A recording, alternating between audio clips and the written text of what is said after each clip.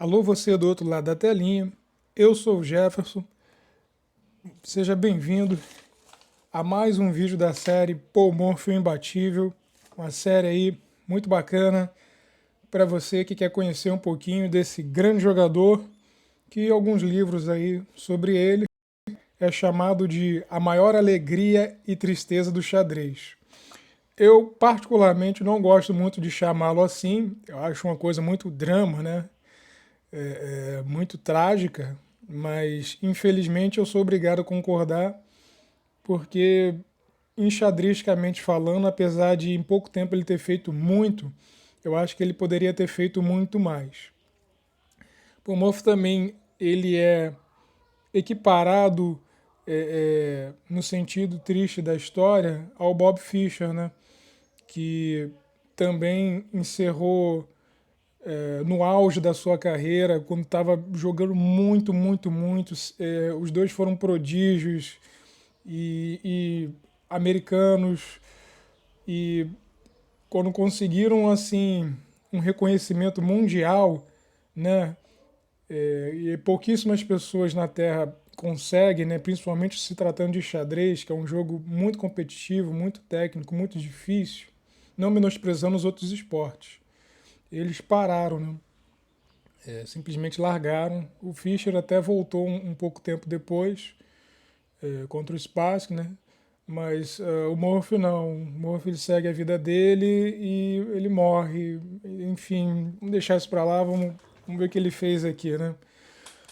Mas é realmente algo a se pensar, né?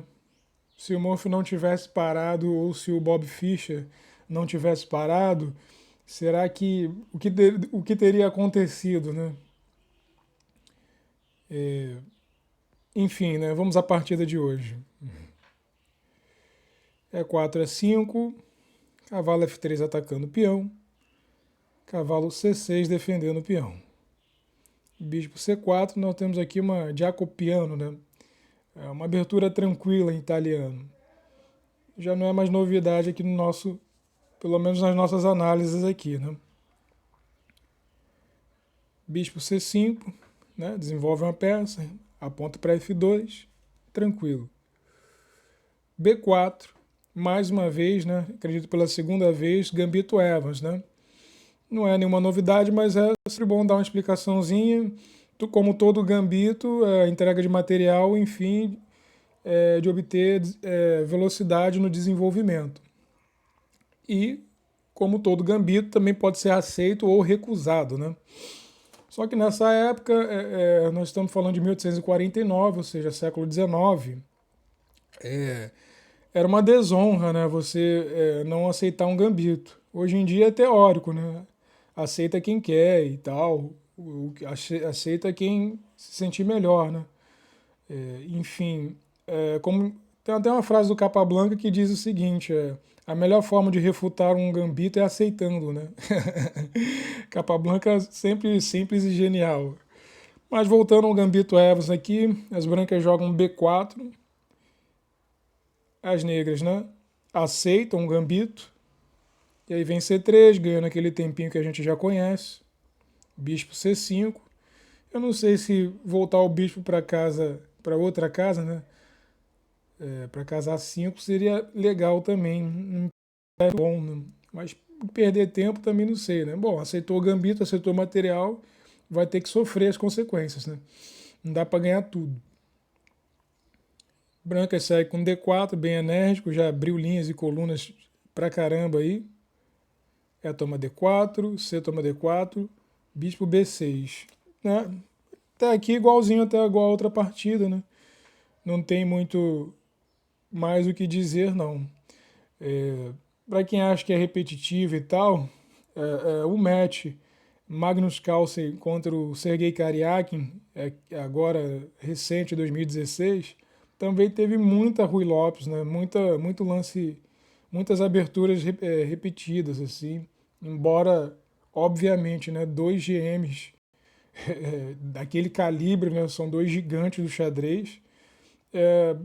O que se tange a abertura, eu esperava mais, sinceramente. teve muita guerra do meio jogo para o final, né? O final, então, era muito disputado. Agora a abertura, claro que teve bastante coisa, mas nem tanto assim. Voltando aqui, as brancas rocam e o Polmorph sempre é um grande exemplo do como você se desenvolver bem, né? Como jogar uma boa abertura. Ele joga como ninguém, né? Já colocou dois peõezinhos, cavalo e bispo em boas casas, já o rei já está em segurança e tal. E, enfim, né? Sempre é um bom exemplo de como você conduzir uma abertura de uma forma boa, assim, acho que para qualquer nível, né? Cavalo A5, eu já falei que o cavalo no canto não é uma coisa boa, enfim, quem conhece um pouquinho mais de xadrez sabe que é. Tudo bem, ganha uma pseudo-iniciativa aqui, porque o bispo ele tem muita casa, ele se move muito mais rápido que um cavalo, entendeu? Principalmente em posições abertas ou com tendência a se abrir. Esse cavalo no canto você vai ter que gastar mais tempo movendo e tal. Esse tipo de ataque, no geral, não é bom. Entendeu? A lógica por trás do lance é óbvia, né? Tentar ganhar um tempinho no bispo, enfim. Mas esse cavalo no canto realmente não é legal. Até hoje eu não encontrei ninguém que pudesse tirar alguma vantagem de um cavalo no canto do tabuleiro. Há exceções, como toda regra, há exceções. Mas, no geral, né, e a gente está tratando aqui disso, né, das generalidades do jogo, não é bom. Fiquem tranquilos que quando houver alguma exceção, eu farei questão de me corrigir e principalmente de salientar, né? Bom, tem que tirar o bispo para algum lugar. Bispo D3, né? Até aqui tudo muito igualzinho na outra partida. Tem que continuar. E cavalo E7, né? Eu acredito que as negras aprenderam um pouquinho com as outras derrotas e realmente dos males o menor. Pelo menos está desenvolvendo e colocando o rei em condições de rocar curto, né? A lógica por trás é uma boa lógica, assim. Eu não acredito que cavalo F6, por exemplo, ia ser uma casa natural, mas ia tomar bispo, peão E5 aqui, ia levar uma espetada do peão logo nos primeiros lances, não é bom, né? Apesar de não ser assim o lance mais bonito, né? Pelo menos tem uma lógica legal por trás disso. O morfo cavalo C3, eu sempre dou uma olhada assim no desenvolvimento e tal, né? Tá muito bem desenvolvido, com as peças bem centralizadas. Enfim, né? Uma forma simples e rápida de jogar na fase de aberturas. Que, bom, característica do Polmorph que a gente deve incorporar, né? Bom jogo, essas ideias assim, é muito bom a gente incorporar aos nossos jogos. Rock, parece que as negras, né, estão jogando um pouquinho melhor essa abertura. E bispo A3 aqui. E vamos dar uma comparada, né? Eu sempre gosto de fazer esse tipo de coisa. Bom, a posição das brancas está bem melhor, não estou com engine aqui para saber quantos por cento, né, ou quantos pontos está. Mas assim, uma análise humana, né, com o meu coração e com a minha cabeça, a gente pode ver, ó, os dois cavalos estão centralizados, os cavalos das negras, pô, um está no canto, não tão longe do centro, isso não é uma coisa boa, que o cavalo não anda tanto assim, né? Os bispos das brancas, por exemplo, o bispo negro, ele já toca lá o cavalo e de raio-x a torre negra, entendeu? Então ele tem bastante atividade. O bispo de casas brancas, ele está atrás do peão dele, mas ele já está apontando de raio-x para o roque das negras, né? Então, bem ou mal, uma peça pode ser ativada com muita facilidade. A dama pode entrar em vários lugares e aí conectar as torres, e o rei muito bem, entendeu? As negras, os cavalos estão longe, a peça menos pior, né? Acho que é o bispo, que também não tem lá muita mobilidade, mas, sei lá, está menos pior. As duas torres longe de ser conectadas. Bispo de casas brancas dentro, né? Coitado, né? E não tem nem a opção de fianquetar aqui, né? Enfim, tá nitidamente muito melhor o desenvolvimento das brancas, né?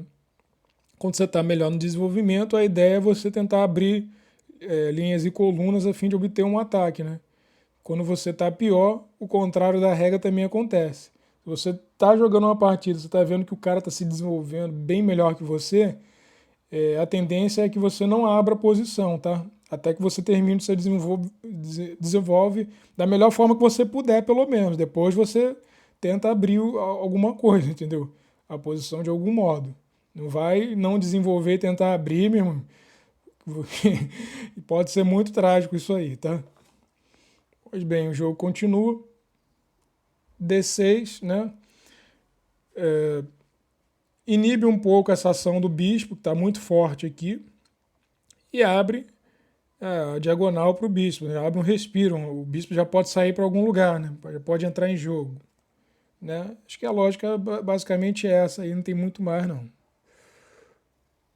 E5, como eu falei agora há pouco, a Polmorph já está bem melhor no desenvolvimento, então ele vai tentar abrir linhas e colunas, né?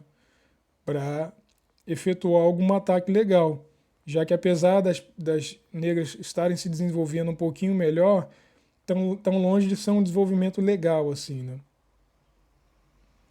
Bispo F5. Eu particularmente achei que bispo G5 fosse mais assim, né, para cravar o cavalo, mas não aconteceu. Bom, a lógica é desenvolver uma peça e procurar contra-golpear, né, de alguma forma, alguma coisa aí. Trocar o bispo e tal. É o que as negras querem nesse momento, né? Toma D6. As brancas seguem com o seu plano de ir abrindo a posição. Tudo bem que cria um peão isolado, né? O peão A2 aqui está isolado. E o peão D4 também está isolado. Mas, como as negras não podem tomar de dama, seria um erro garrafal, né? Muita capivarada, as negras também vão ter um peão isolado no centro, né? Enfim, né? E o bispo já vai ter mais recursos, né? Já vai estar apontando para um peão débil, né? Enfim, continuando, você toma D6, basicamente acredito que seja a única, criou o peão isolado para ambos os lados, entendeu? No centro, não tem muita vantagem aí, mas Polmorph é o Polmorph, né? Vamos ver o que ele quer com isso. Cavalo E4. Cavalo E4 traz uma peça que basicamente ataca esse peãozinho que eu acabei de falar. Nesse momento tem cavalo e bispo atacando o peão. E meio que o Polmorph está provocando esse D5 aí, né? Esse avanço desse peãozinho. Basicamente acho que a ideia é essa. D5 jogam as negras, foi jogado pelas negras. E aí nós chegamos no primeiro lance crítico da posição. É aquele lance mesmo que você tem que ser bem criativo, né? Eu peço, por favor, pause o vídeo e encontre o lance do Polmorph, né? Seja criativo, por favor, e agressivo. Vindo de Polmorph, você já espera uma bomba, né? E eu acredito que seja mesmo, tá? Pois bem, pausando ou não, lá vou eu, né? Cavalo F6, cheque, na minha opinião pessoal, exclama, né? Porque praticamente ninguém em sã consciência jogaria um cavalo em F6, cara. Olha o cheque que o Polmorph está dando. E, no entanto, se você calculou e achou não só esse primeiro lance, mas como a sequência, a combinação, realmente está tudo justificado. Esse tipo de jogada, na minha opinião, belíssima, né? Esse pseudo-sacrifício, pode ser jogado porque taticamente está tudo bem, está tudo calculadinho, né? Bom, as negras têm que fazer alguma coisa a respeito e elas tomam, G toma F6 e eu acredito que a combinação é como se fosse eu imagino assim, como se fosse você abrir um cofre daqueles de banco, entendeu? Que tem aquelas numeraçõezinhas que você vai gerando. Se você acertar os números na ordem correta, você abre o cofre. Se você errar a ordem, você não vai ter o êxito, né? E com combinações de xadrez, acredito que seja a mesma coisa. Na ordem correta, você consegue obter as vantagens. Na ordem errada, você praticamente perde a partida. Portanto, você tem que calcular bem, inclusive as possíveis respostas do adversário antes de jogar um cavalo F6 exclama desse aí, né? Bom, as brancas têm que continuar, já que entraram na água para se molhar, né? Entraram na chuva para se molhar. Então, bispo toma E7, outra bomba dando um duplo aí na dama e na torre. É praticamente obrigado a tomar. A dama toma. E aqui, bispo toma F5, uma das combinações mais belíssimas feitas pelo Paul Morphy. Claro que ele tem muito mais combinações, mas realmente é muito belo, né? E o que ele ganha com isso, né? Qual a lógica por trás do lance? Ele consegue realmente fazer com que os peões, a ala do rei, né, de um modo geral, se abra com peões dobrados e isolados. Ele abre linhas, colunas, diagonais, onde podem ser utilizadas bastante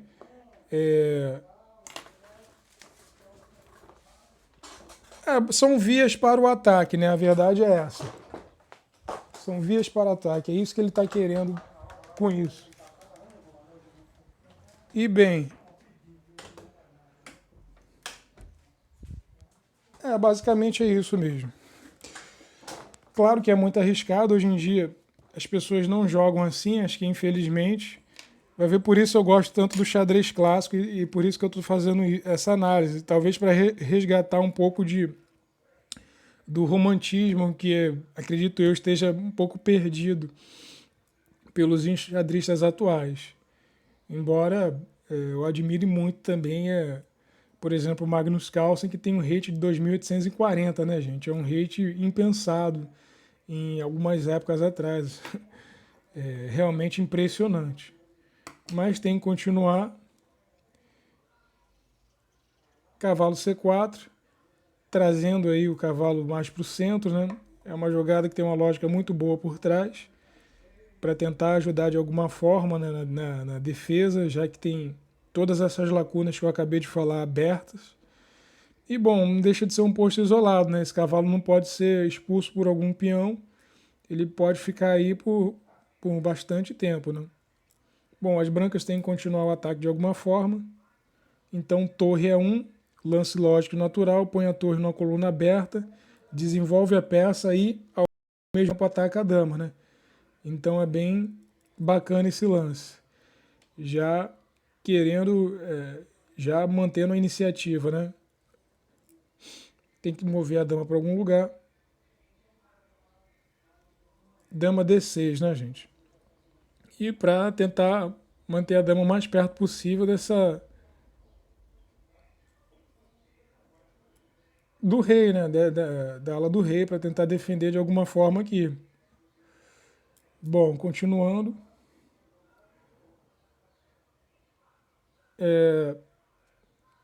Tudo bem, as brancas fizeram uma bela combinação, conseguiram, né, dobrar e abrir linhas, colunas, diagonais, para conseguir um ataque, mas ainda não está tão claro como o ataque deve se iniciar, entendeu? Ou como fazer, né? Eu trouxe uma torre e tal, até aí tudo muito tranquilo. E aí, como continuar, né? É mais um momento que eu acredito seja crítico, né? E que você deve, acredito eu, pausar o vídeo e tentar descobrir qual o lance do Paul Morphy aqui nessa posição. Seja criativo e bastante agressivo, tá? Que veio uma bomba aí. Pois bem, pausando ou não, lá vou eu. Cavalo E5, e na minha opinião exclama, né? O Morphy vai entregar mais material em troca de linhas e colunas abertas, né? No material versus tempo, o Morphy não está nem aí para o material, entre aspas, obviamente. Ele quer realmente ter chances de tomada de iniciativa e ataque a todo custo. Cavalo E5 é também outro lance muito bonito, muito fino e muito corajoso, né, gente? A criatividade do Morphy foi a mil aí, né? Eu imagino o cara de negras quando ele jogou F6, cavalo F6 na outra e agora cavalo E5, exclama, né? Deus do céu, né? O que esse cara tem na cabeça? Mas seguindo, F toma E5 e dama G4 cheque, né? Realmente todo sacrifício traz consigo uma compensação e o Pomorfo agora vai ter muita iniciativa em troca do cavalo dele. Única, rei H8, dama H5, veja como o Morph devagar ele vem realmente se aproximando do rei de forma perigosa, porque ele está ameaçando mate em 1. Por isso, rei G7, dama G5 cheque, ainda um pouco mais perto. Basicamente única, né? Rei H8 e o Murphy volta a dama para H5. Dama H5 oferecendo mais uma vez a ameaça de mate novamente aí. Nesse ponto da partida, quando eu estava vendo ela pela primeira vez, eu achei que as negras iam empatar por repetição, né? Ia tentar repetir aqui e bem, eu achei bem provável que isso ia acontecer. Mas as negras aqui, no caso Alonso Murphy, mostrou muita coragem, né? E vontade de ganhar ao executar o próximo lance, que é H6. Com esse lance elas não querem empatar, retiram temporariamente essa iniciativa aí das brancas, né? Temporariamente mesmo, que daqui a pouco vai voltar com tudo, tá? E bem, enfim, né? Continuam jogando, né? Não quiseram pegar o empate, né? Muita gente, principalmente contra um adversário mais forte, já tentaria fazer esse tipo de coisa, né? Bom, próximo lance, também um lance crítico da posição, porque a gente chegou até aí, fez uma combinação boa, entregou o cavalo, teve alguma iniciativa, tá jogando legal e tal, mas o que fazer, né? Como continuar, como prosseguir, como é que a gente vai trabalhar nisso, né? Realmente esse lance que vai vir agora, usem sua criatividade e imaginação, que também é uma bomba, na minha opinião, né? Brancas jogam aí, qual o lance do mestre, né? Pois bem, pausando ou não o vídeo, lá vou eu. Torre, toma E5, na minha opinião, exclama de novo, entregando uma torre inteira por um peãozinho para ter iniciativa e ataque. Gente, quando eu olhei essa, eu falei, nossa, imagina o rebuliço que isso aqui não causou, né? Uma bomba, que está entregando quase que uma torre inteira em troca de iniciativa e linhas e colunas e, enfim, né? Tempo na velocidade de ataque. Cavalo toma E5, praticamente obrigado. E D toma E5, atacando a dama, que obviamente se tomar, mate em 2, né? Então esse peão é envenenadíssimo, não se pode tomar de jeito maneira. Tem que mover a dama para algum lugar. Dama C6, né? Porque tem que ficar, essa dama está segurando aquele peãozinho ali. Se ela sai para outro lugar e sai dessa linha aqui, né? Obviamente eles vão tomar um mate em 2, que eu já havia falado antes. Então tem que continuar o ataque, já entregou praticamente uma dama, bastante material, né? As brancas jogam E6 para cortar uma possível comunicação e tal. Por isso que rei vem para G7, entendeu? Então as brancas continuam com G4, realmente vem para dentro com tudo, muito agressivo, Pomorfo.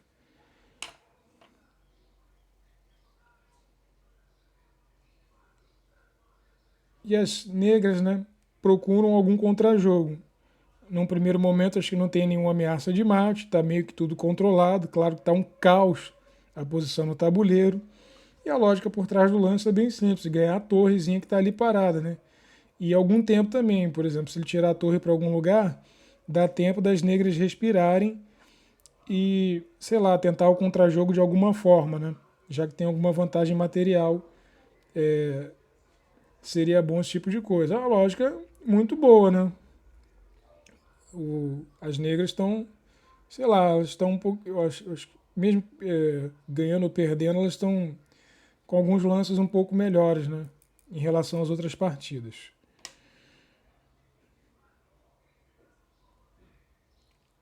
E aí, tem que mover a torre para algum lugar, na sua opinião, qual foi o lance do Paul Morphy, né? E outro lance, assim, de grande audácia, criatividade, imaginação e combatividade, né? Um lance, assim, muito espetacular, na minha opinião, também. Gente do céu, vai lá e joga as brancas aí e tenta achar o lance do Paul Morphy, vai.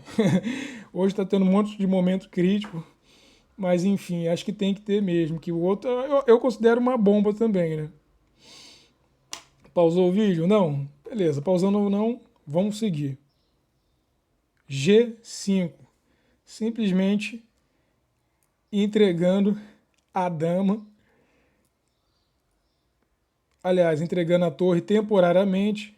Claro que todo sacrifício tem compensação e esse não vai ser diferente, tá tudo bem calculado. E, bom, realmente é um lance muito fino, né? Quase ao estilo Capablanca, você move aqui um peãozinho, mas Capablanca não, eu diria mais Arlequine mesmo. Mas está tudo calculado e para não levar mate vão ter que entregar a dama cedo. Mas mesmo assim, eu queria ressaltar o seguinte, que normalmente a gente fica muito preocupado em defender a ameaça e às vezes esquece que tem uma coisa maior à nossa frente. É o tipo de coisa que a gente não pode deixar escapar, entendeu? Por causa de nervosismo, por causa de ser materialista. Enfim, as negras continuam. Dama toma um cheque. Única, rei G2. E dama F6. Vocês podem olhar no engine ou enfim, com a cabeça e o coração de vocês mesmo. Uma hora ele tinha que te entregar algum material para se manter vivo, né? E essa hora chegou. Bom, pois bem. G toma F6, cheque. O rei toma F6 de volta. E o sonho dele é tentar escapar dessa dama e desse bispo aqui que estão ferozes, né? As brancas têm que continuar. Toma F7. Torre toma F7. E bem, depois de todas essas trocas, realmente tudo bem que as damas, as brancas estão assim com um pouco de desvantagem material, mas existe muitas possibilidades para ambos os lados aqui, entendeu? Aqui eu já não vejo uma vantagem tão grande das negras, né? E depois desse caos todo que teve, muito lance corajoso e inteligente, criativo por parte do Paul Morphy, realmente ele conseguiu chegar numa posição que não está muito claro como é que vai ser vencido ainda, mas a forma como ele joga, né? Sempre muito fiel ao estilo romântico, agressivo, partindo para dentro mesmo. É louvável. É por isso que eu tô, por esse tipo de partido, por esse tipo de coisa que eu faço esse trabalho aqui que eu estou fazendo, entendeu? Pois bem, as brancas têm que continuar. Dama G6, cheque. Rei E7. Dama E6, cheque. Rei F8. Dama toma H6, cheque. Outra pancada, né? Esse rei tá sambando no tabuleiro.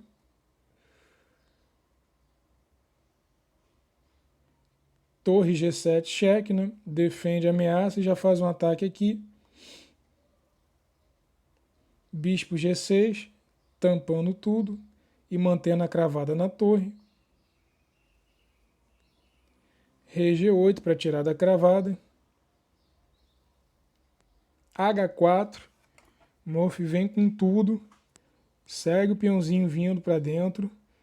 E para proporcionar algum tipo de ameaça forte. Aquele peão que eu falei das negras que ficou isolado, ele está isolado e agora passado, né? Pelo que eu estou vendo aqui, não tem nenhum peãozinho na frente. Portanto, esse peão torna-se um peão muito perigoso. D4, né? Já se aproveitando disso. H5, Pomorfo segue fiel ao seu plano, é uma coisa interessante sempre de se fazer. D3, e esse peão tá muito perigoso aqui, vai se converter em dama de alguma forma daqui a pouco. Dama G5, o Pomorfo segue aí, parece que não está dando muita bola, não sei. Mas ele ameaça ganhar esse peãozinho se as negras não fizerem nada nesse momento, né? Por exemplo, dama D5, cheque e ganha o peãozinho.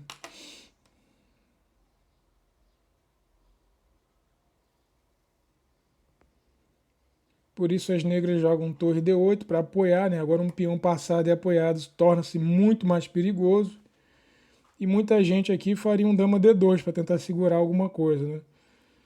Muita gente eu não digo, né? Mas é o que mais ou menos dá vontade de fazer, não sei, para tentar segurar e tal. Mas no caso de Pomorf não, né? Ele obviamente não vai fazer isso. Embora eu estou gostando muito do jogo das negras. Realmente teve muito contra-jogo até o final. Apesar do Pomorfo ser um jogador bem mais forte, se manteve sem querer pegar empate, se manteve vivo, ativo no jogo, procurando causar problemas para o jogador mais forte. Isso tudo eu estou aprendendo também com as negras, né? Então vamos lá, tem que continuar. Então as brancas jogam H6, né?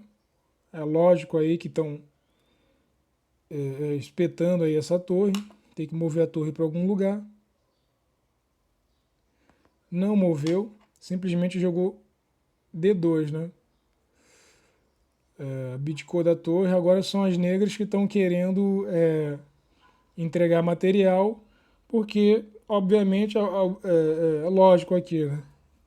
Tá dizendo o seguinte: se você tomar minha torre, eu faço dama, e aí, materialmente falando, eu estou ganhando, né? Acredito que o pensamento das negras foi mais ou menos esse.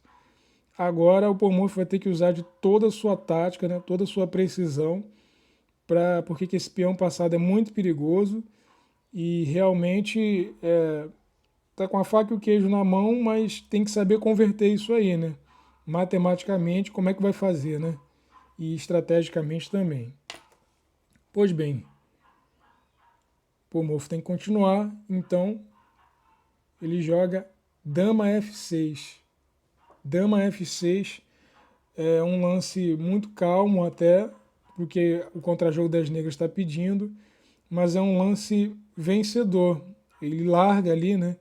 E deixa fazer dama, mas já está tudo calculado, né, gente? Tudo calculado mesmo, assim.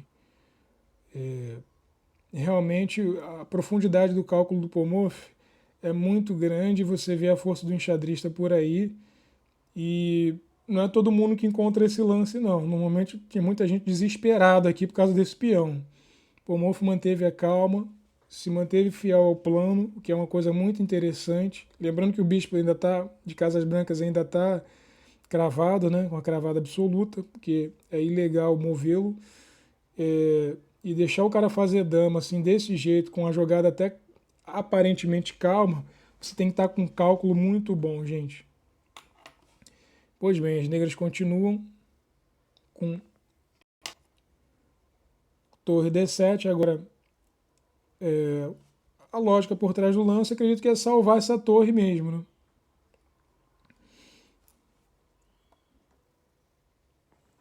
E aí, bispo F5, abrindo um pouquinho mais, atacando torre e tal. E o Pomorfo simplesmente larga aquele peão lá, deixa ele virar dama, né? Obviamente está tudo calculado, mas enfim. E as negras convertem em dama e agora tem uma vantagem material absurda, né? Só que no conceito material versus tempo, e aqui vem a grande lição, mais uma vez, que eu estou falando para vocês já há algum tempo, tudo bem, converteram em dama, um peãozinho que valia 1 está valendo 9 pontos agora. Duas torres conectadas e um bispo que está ali bem colocado. Não posso dizer que não, ele já toca no peão, né? E, enfim. Só que o negócio, gente, é que o cálculo do Pomorfo foi tão profundo que ele está ganho nessa posição. E aqui está o desafio para vocês, enxadristas, quando vocês chegam. Claro que eu vou passar tudo até o finalzinho, né, gente? Mas esse aqui é o tipo de posição que separa os homens dos meninos, entendeu? Por quê? A minha dica, né, um dever de casa que eu diria para você ficar realmente bom e tal, seria você pegar essa posição, colocar contra um computador, engine da sua escolha e jogar ela até o final. Assim, se fosse você, você conseguiria vencer? Aqui, claro que se jogar na engine, provavelmente tá ganho, eu não tenho certeza, eu não joguei na engine, entendeu? Mas provavelmente o Morph, quando ele deixou fazer essa dama, ele já tinha tudo calculado, entendeu? É uma posição de cálculo bruto, você vai pensar todas as possibilidades e defesas e calcular até o final como seria, né, você nessa posição. Eu sei que não é fácil fazer, mas pode ser muito recompensador em médio e longo prazo, para quem quer se tornar um enxadrista mais forte, tá? Então tá, tem que continuar as brancas, né? Tem que jogar com a precisão cirúrgica agora, porque qualquer erro pode ser fatal. As negras já têm o material, as brancas têm o tempo. E agora o Pomorfo vai dar uma aula de xadrez sobre por que o tempo, na grande maioria das vezes, é mais importante.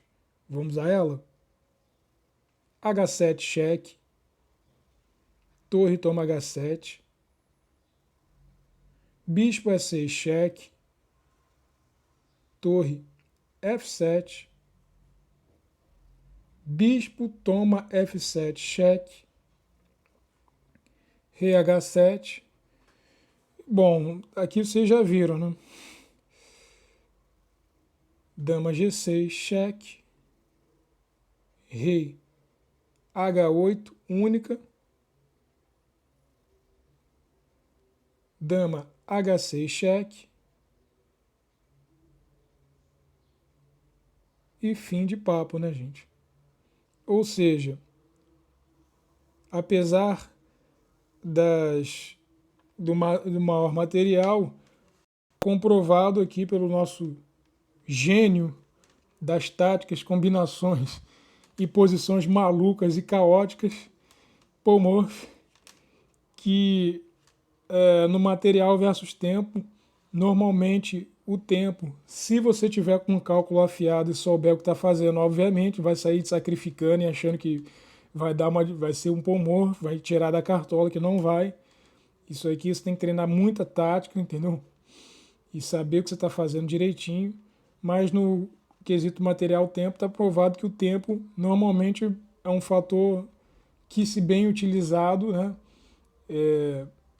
é o mais importante. Então é isso. Muito obrigado aí por ter assistido esse vídeo. Se gostou, dá um like. Nós vamos continuar com a série, se Deus quiser. Porque o Pomorfo, de um modo geral, ele tudo bem, ele vai jogar bastante aqui nos Estados Unidos, né? Ele vai para a Europa, que eu acho que lá também tem as partidas mais espetaculares, porque tem os jogadores mais fortes. O match dele contra o Adolf Andersen, que também é outro jogador brilhante, tem partidas assim como a Sempre Viva, que são espetaculares, do mesmo calibre do Pomorfo, né? Você vê como o Pomorfo era tão forte que ele esmaga como se esses caras não fossem nada, entendeu? E isso tudo a gente vai querer mostrar aqui. O objetivo do canal sempre é lançar pelo menos um vídeo por dia. Quando eu não lanço, gente, eu já peço perdão de antemão. O meu objetivo é diário mesmo, mas é porque ou eu estou trabalhando muito, ou estou estudando, ou resolvendo problemas. Eu não ganho, né, para ficar analisando xadrez, eu tenho que trabalhar, estudar. Mas, assim, pelo menos um vídeo por dia eu acredito que dá para fazer. Quando não dá, de antemão eu peço perdão, mas eu vou tentar compensar isso de uma forma. Talvez eu lance 2 no dia que eu puder, sem prejudicar a qualidade, né? Mas basicamente é isso. Muito obrigado. Se você assistiu até aqui e me aturou, dê um joinha aí, se inscreve no canal. Um abraço, fique com Deus e até a próxima.